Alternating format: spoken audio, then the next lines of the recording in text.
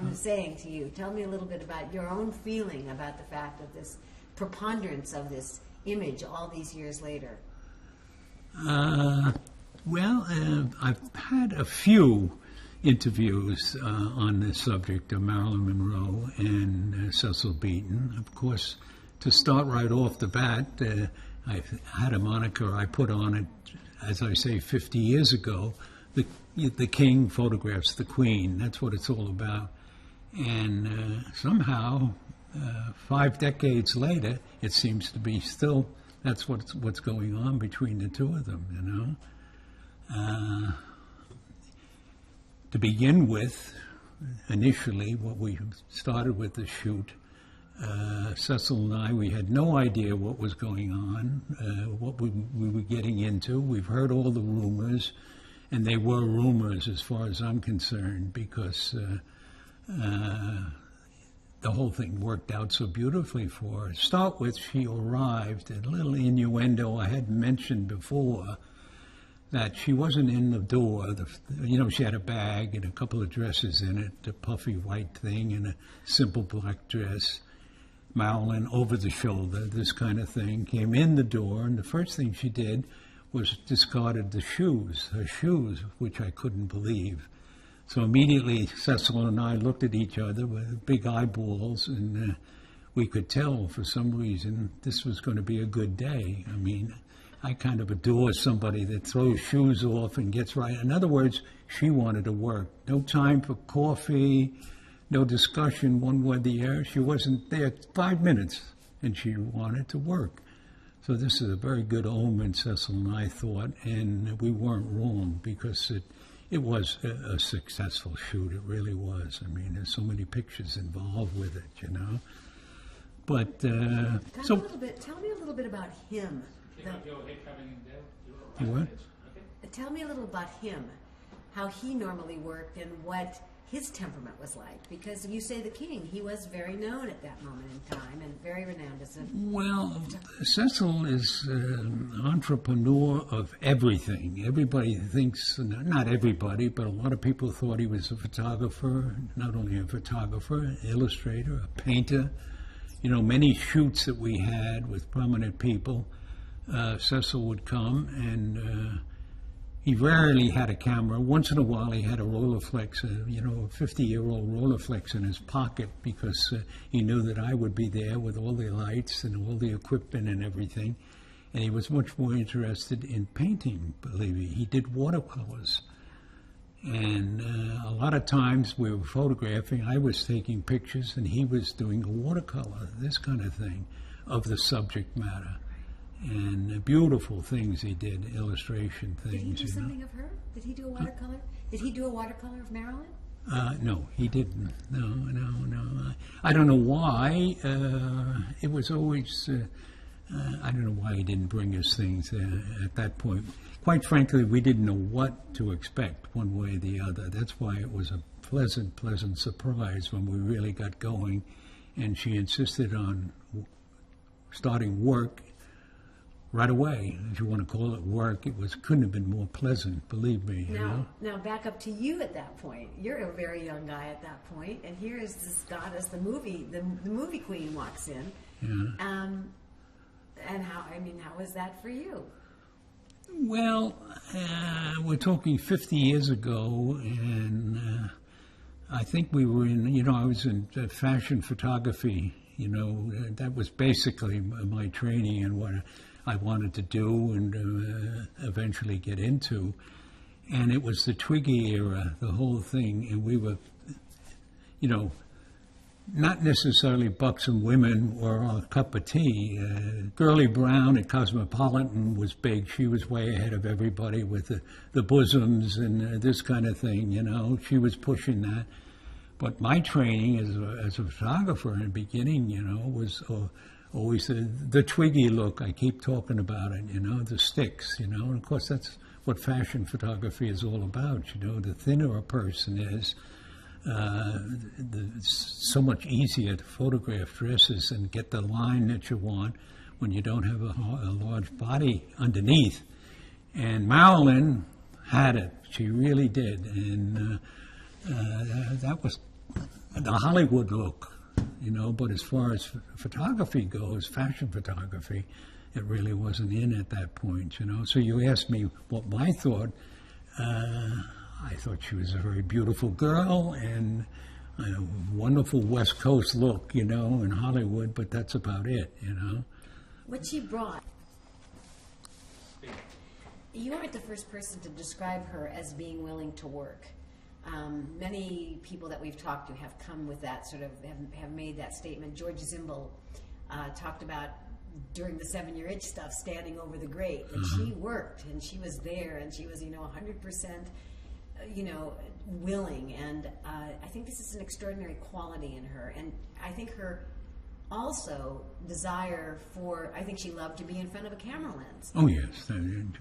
That's no doubt about that. I mean, this is the kind of thing that amazed Cecil and myself, that from the opening bell, when she first came in, the shoes off, immediately wanted to get into, whatever we were up to.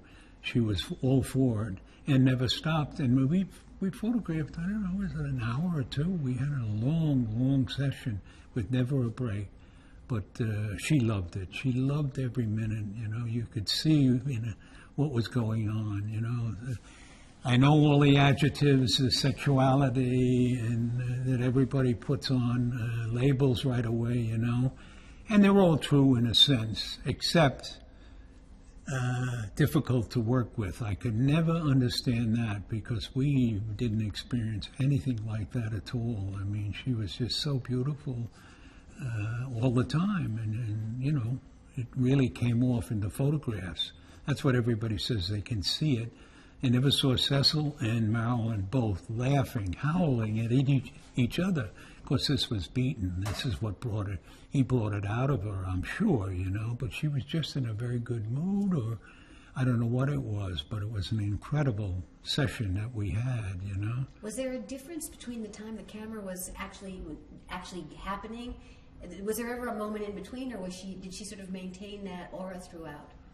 No, it went to pretty much the entire shoot. I mean, we didn't stop for a moment. I mean, that's the way Cecil works, too. He's very quick.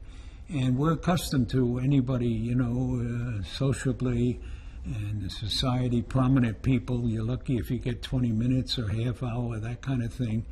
And I think Cecil and I both we were taking all we could of this thing. It was like a blessing that you could take your time.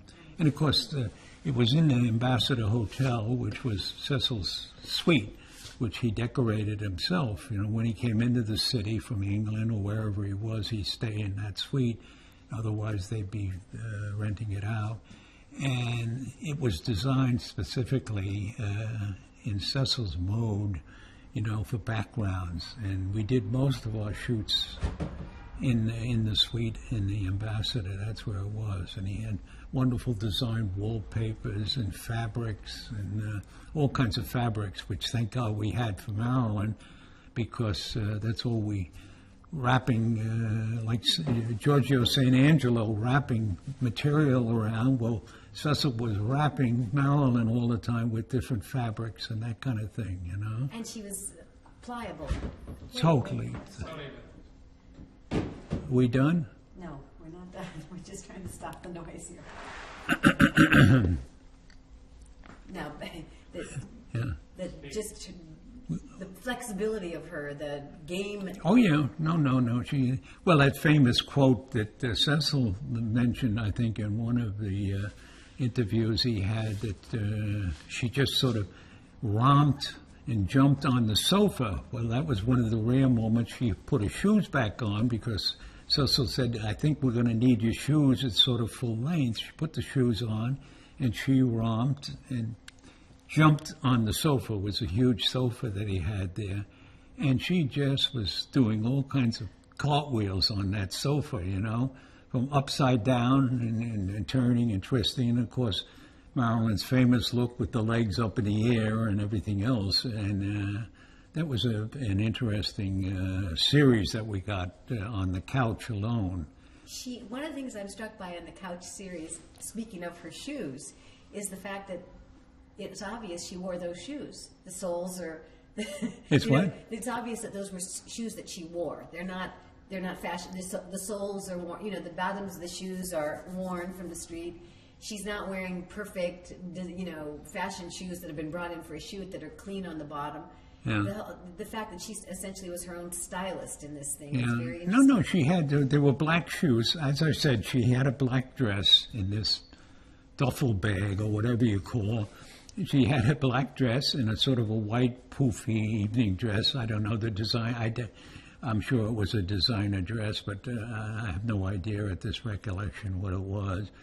And the black dress, she had the black shoes for. That's what it was, I mean, it's as simple as that. But she was just her own person. There was no entourage. There was nobody with her, no makeup person, nothing. And this was early. Yeah, well, it's a big difference from today, I mean, and, well, 5 decades ago, 50 years it's quite a progress has been made since then. I don't know, good or bad, but we had no makeup artists or stylists or anything like that. And it seemed to me that she seemed to like to work that way. That's the impression she gave us. I mean, during conversations with Beaton, she was talking and this and that, because he, quite frankly, couldn't understand. Oh, I'm sorry. You were talking about the fact that she seemed to like working like this too, very unencumbered with people. Yeah, but that's the incredible part that we couldn't understand, because, my gosh, she's been... Well, you've seen the books. Okay, start again. Well, that's good. That's part of the atmosphere. Huh? It happens. All right, go ahead. Start again. Where were we? I was saying you said that she seemed to be like being unencumbered in all of this. Yeah. And you said Cecil was... Well, that could have been. Maybe she's used to photographing. I don't know. There's so many pictures of her, thousands and thousands and thousands of photographs and posters of her. So it's nothing new. She's done everything. She did it. I mean, there's no two ways about it. But I have a feeling it had something to do with Cecil, too, with Beaton. And although she didn't come out and say it or show it other than what she was producing for us, that way, I mean, she did everything that he wanted her to do, from laying down on the bed and swathed in a sheet, and him standing over in bare feet. He had bare feet in that case, shooting straight down on her and that kind of thing. And it just, she seemed to adhere to everything that he mentioned. And he had lots of things in that suite of rooms that he could work with in a way of backgrounds. That shoot was for Harper's Bazaar. And one of the things that you were talking about that is interesting, and is interesting in the terms of the sort of whole photographic legacy, is what was a fashion shoot and what was a movie shoot. Or what was, what were the publicity shots, or what were the 7-year itch shots, for example, or who was what was the focus of the photographer. And in your case, and in perhaps Avedon's case, and I guess Bert Stern's case, most of the photography was not really fashion magazine oriented. Yeah. It's interesting to hear you talk about sort of doing this from the point of view of a fashion photographer. Yeah. Because you don't even think of her that way, in a funny way. Yeah, yeah. Well, 50 years ago, we weren't certainly thinking of Marilyn's proportions in the way of fashion photography. I don't mean to overemphasize that, but I was sort of weaned in those years about, and I know how easy it is to do fashion when you're working with absolutely nothing. You can pull and push and twist fabric and things when there's nothing. You take a broom handle and make a figure out of it, that kind of thing, And Hollywood, I mean, they were after the sexuality and the publicity that they usually like to get on the West Coast, But I guess I'm also talking about even her attitude, because it would strike me this was sort of certainly it was pre the Bert Stern Vogue sitting, so this was early in terms of her coming in and doing something that was really for a fashion venue, as opposed to a a star venue, I guess. Maybe there's nothing. Well, I don't know. Maybe it's just me, but for some reason, I don't think you could equate the two of them together. I mean, it's just like black and white. It's just Marilyn's look was so overpowering when she came in. You were thinking of only one thing, you know, and that was not what she had on, or you know, who could care less what she had on, that kind of thing, you know.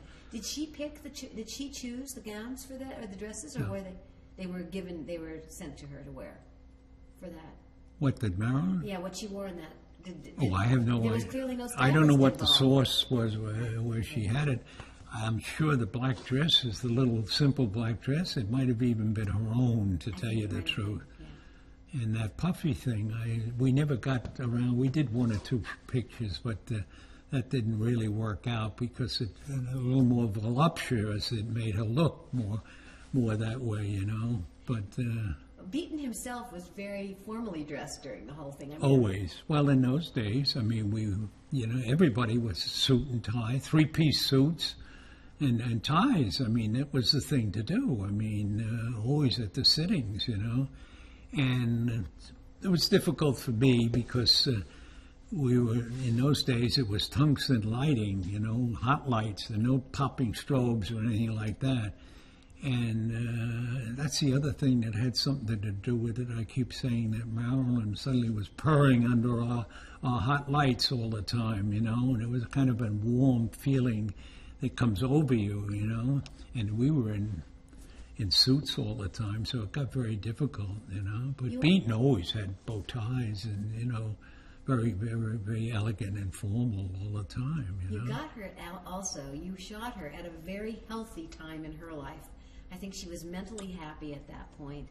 She was not, I mean, you got her at a good moment. Yeah, it was the Arthur Miller thing around there, you know. I think she was, what, 36? No, she was 36 when she died. I'm not 36. She was about but 29 or 30. 20, about 30. Because, yeah. 30, something like that, yeah, no. Because, no, as far as we could tell, I could tell, I mean, there were no problems at all with her, you know. She certainly didn't indicate to us, but that's a facade. It could be a facade, I don't know. But she did some beautiful things for us. I mean, and whatever Cecil wanted, that was the incredible part. Was you she know? herself inventive back? Excuse me a minute.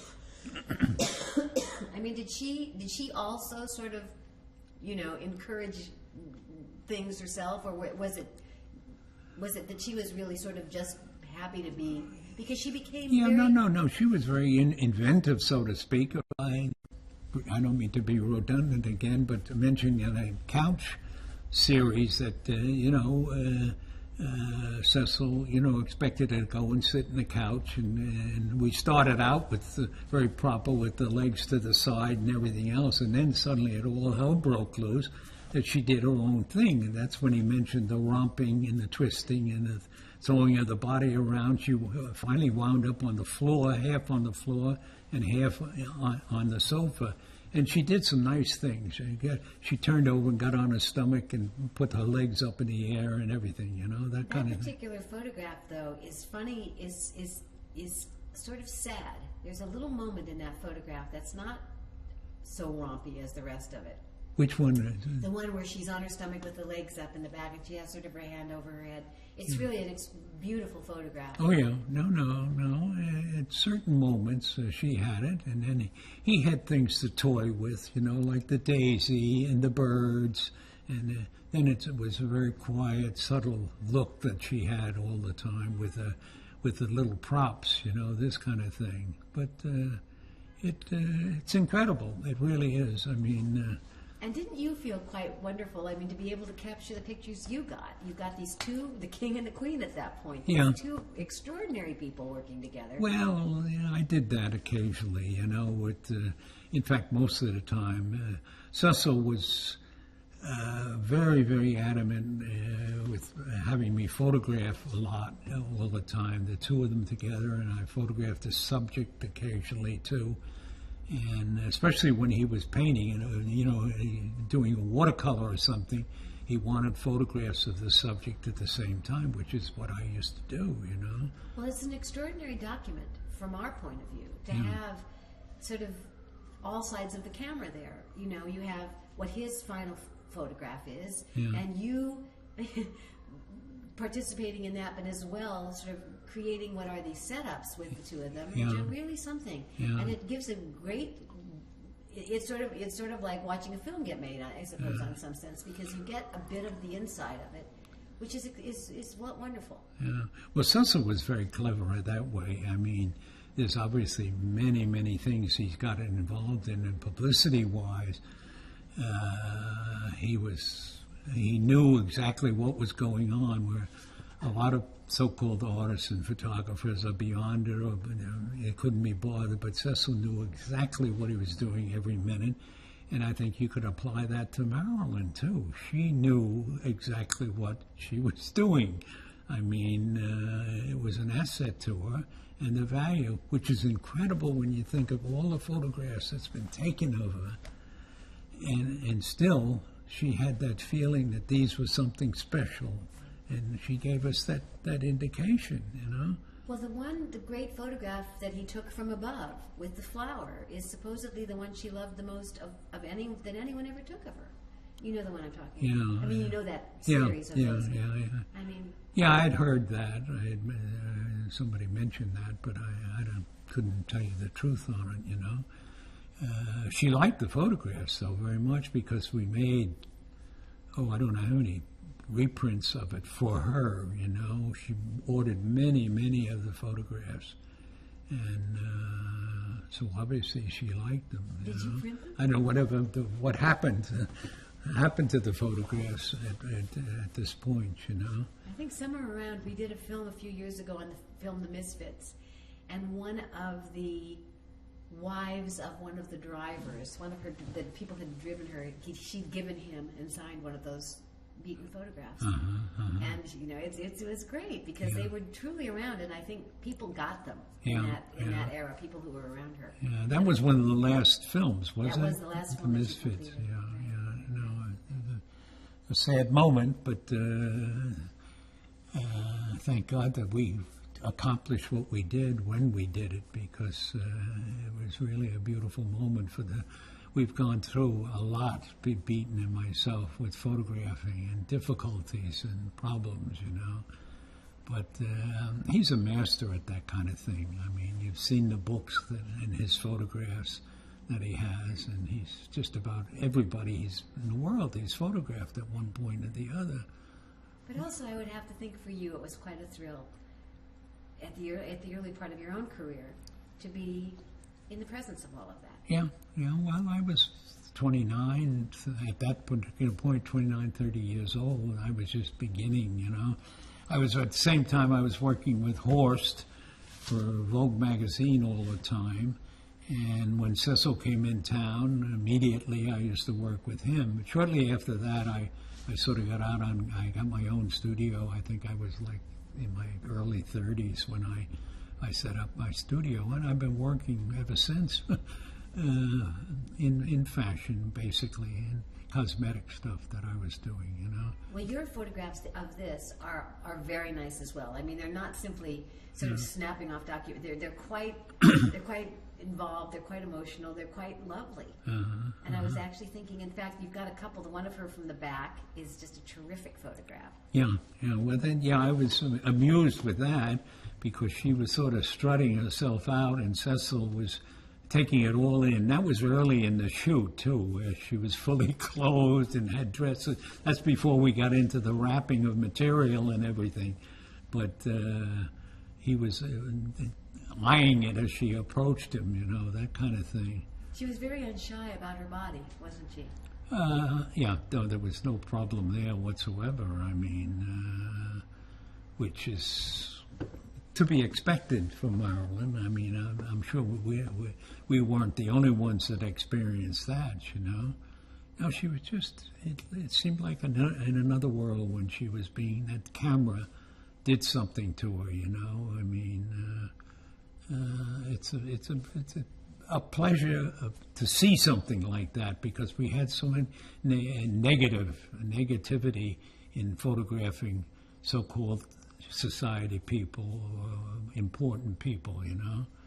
And it's kind of nice to have somebody like that in front of your lens all the time. Which came first? Did the puffy dress come first and then the black dress? Just out of curiosity.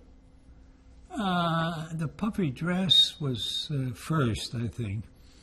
And I don't know, we were pinning it. We had a lot of problems with it, you know, trying to make her look thinner. That was the whole problem. She just looked, I keep saying puffy because it was very puffy. And we had it pinned in all the way. In fact, one of the photographs, if you notice, it all looks like it's ruffled and pinned in the back, which it was with clothespins and everything. We were trying to make it thinner, make a thinner look out of that. And then we got into the black dress, and then the latter part of the shoot was all materials wrapped in sheets and things in the bed and everything, you know. And There was only one day. Am I right? There was only one sitting. One shoot? Yeah. No. We just had it. I'm trying to recall just how long it lasted, which I don't think we could believe it, but I think it was about 2 hours she was there, something like that, you know. But photographing very quickly all the time. But that was the other great thing about Marilyn, that, you know, as far as changing, I mean, well, let's try something different, do this or that, or wrap this around you and come out. And no hesitation in between. She just do it right away. So we got into quite a bit. We shot a lot of film that day. Mostly black and white, because that was the era in those days too. Because Cecil did color. I mean, but it wasn't like black and white. That was the classic fine art photography. In those days was mostly black and white, and color was just coming on. You know, that kind of thing. Another interesting thing I noticed when I actually went to Sotheby's in London and looked at what they had in his stuff, and you did the same thing. You printed me some of his contact sheets, but he would he did interesting things with the contact sheets, because he would print different versions sort of the contact sheets, which I just thought was yeah, he changed it occasionally on it. We had that was my darkroom technician that used to. I had a darkroom guy that used to do all the developing and printing and everything on that, you know, and he'd mark the context and that kind of thing. I don't know whether I had the complete set. I had it at one point. I don't know what's happened to them, but we did a lot of films, and it was a lot of it was 2 2.25. Excuse me, yeah. Which is the Rolleiflex, basically, you know. I mean, 35, we didn't have an awful lot of 35 millimeter 50 years ago. It was the Bronicas, the Hasselblads, that kind of thing. And the Rolleiflex, which Cecil loved, they really did. That's that one he kept in his pocket all the time that he used to bring out. Very rarely used that. I always gave him a camera. He always had a Rolleiflex of it that he could use, that kind of thing, you know. The other picture of yours that I think is so exquisite and beautiful is that one where she's just sitting full front. That's your picture, and it's absolutely beautiful. Yeah. What, in the black dress, was that? Yeah, this one. Oh, with the famous puffy dress? The famous puffy dress, but she sort of, you know, sort of twisted. Yeah, well, you notice in the back there, actually, I've had that retouched. I think you just have a proof sheet. That it's all gathered, all the material is gathered in the back with clothespins and everything, because we were trying to slim the whole thing down, you know. But basically, I was just after getting Cecil in, which is not easy to do either, because Rolleiflex in those days, you were limited as far as lenses. Today, you got all kinds of lenses. If you want to get it 6 inches, 12 inches, 2 feet, 3 feet, in a subject, but the Rolleiflex is sort of normal lens, and you were a good distance away. So the challenge was to get Cecil and the subject, Marilyn, in the same frame, and it was kind of difficult at times, you know. Oh, but you did. And because he's a pretty good distance, a couple of 5-6 feet away from her all the time, you know, and it's difficult. And when you think of the limitations that we had with the so-called Rotaflex as opposed to today, it's incredible that he got what he did. But you also succeeded because